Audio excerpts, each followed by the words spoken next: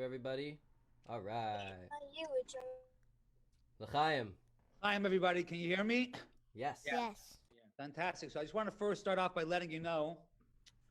Well, I first want to start by thanking Dove, even though he said not to thank you, but Lepoil, it's usually an in-law that brings in this sort of organization into the Schwartz family. So we welcome that often. So thank you for that. Thank you, Mendel, for continuing to do the wonderful work that you're doing in LA. And I just want you to know that I took the Zoom call very seriously. We all do a lot of Zooms, so much so that I decided to wear pants for this one. Here you go. See? Okay, there it is.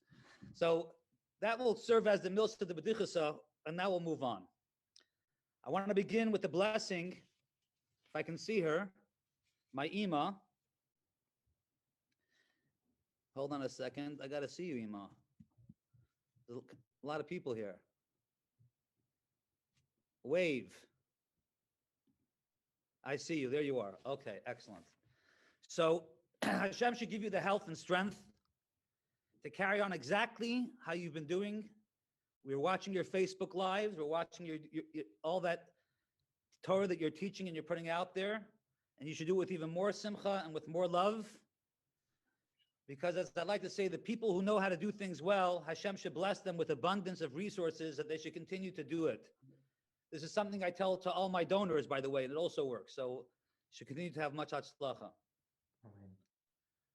I also want to wish the rest of my family and myself included in the next blessing that we should all grow in the style and effectiveness that my father gave us all. And we should get comfortable with who we are, and we don't need to conform as long as we continue to grow and share with others. Okay. This past Shabbos, as is already explained or shared, is Yud Shvat.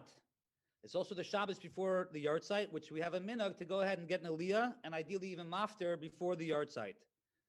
So, wouldn't you know, I got mafter. Now, I'm not trying to brag or anything because there was only 10 people in shul, and I happened to be the rabbi, so it was easy to score that one. But as I was reading the mafter and sharing it, I noticed that the last few words in the Haftarah from Jeremiah, there's a couple lines in there where it says twice, Al Tira Avdi Yaakov. And interestingly enough, the famous idiom of Mazaru B'chaim Afu B'chaim, which is always shared by Yahrtzeits and different moments of thinking about loved ones, Mazaru B'chaim Afu B'chaim, just as the children are alive, he is also alive, the parents are also alive. In other words, they're never lost. This idiom comes from this Haftarah, which was on Yud Shvat and before my father's Yahrtzeit. There is that connection. This is actually played out and fleshed out a little bit more, expressed in the Gemara of Tainit 5a, where it gets into the whole conversation. The Gemara asks the question, why in the entire Torah does this that we don't hear? It says Yaakov Avinu lo yimais, that Yaakov never passed away. We don't hear that Yaakov passed away. And so they discuss this back and forth, and they bring it back to this Haftarah of Jeremiah, where it says, and I want to go ahead and quote this because I think it's important to get this right. This is the following verse from the Haftarah we read yesterday. Okay. Do not fear my servant Jacob. Don't be broken. For behold, I will deliver you from afar and your children from captivity. Now the Gemara learns from this verse that being that the children will always be delivered from captivity, and since Yaakov was with them, he'll also be delivered. So he was never passed away. If you want to check that out, it's Tainit 5a, you can get more into that. But the point is we see a connection between Yaakov, and this idea of Al Tira Avdi Yaakov that we said yesterday, and Mazaru B'chaim Afu B'chaim, just as the children are alive, he is also alive. I thought it was an incredible connection. I love when that happens in terms of before Yahrtzeit and, of course, on Yud Shvat.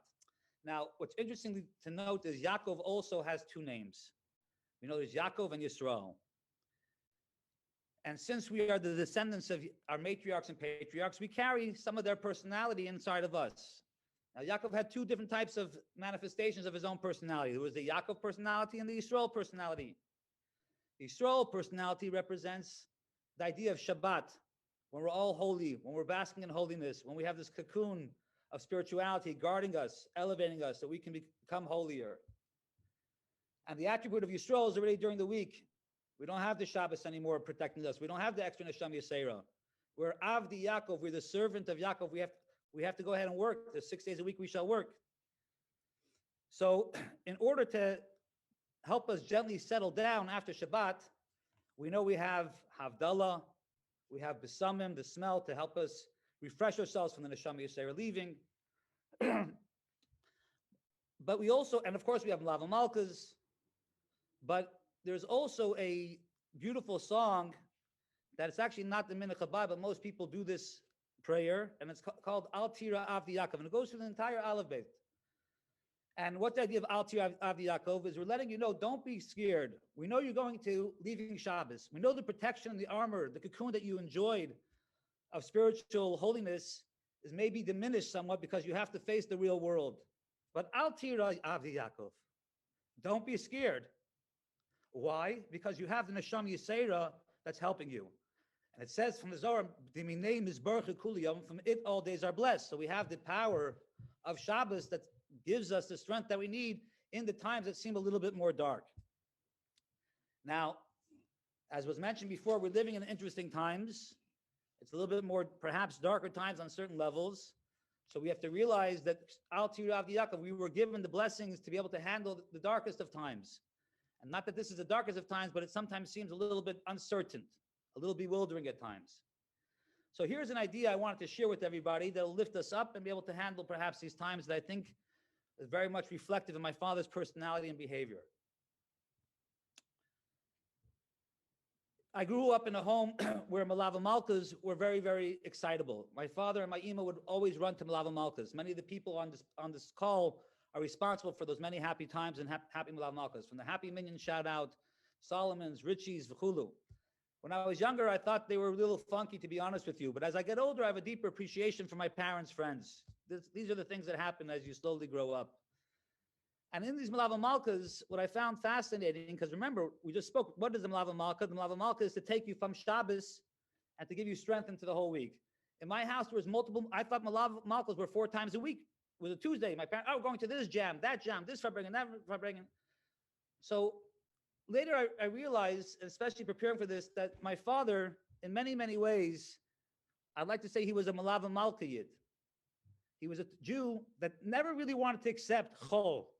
He didn't want to accept the mundane days of Galut that was incumbent upon us.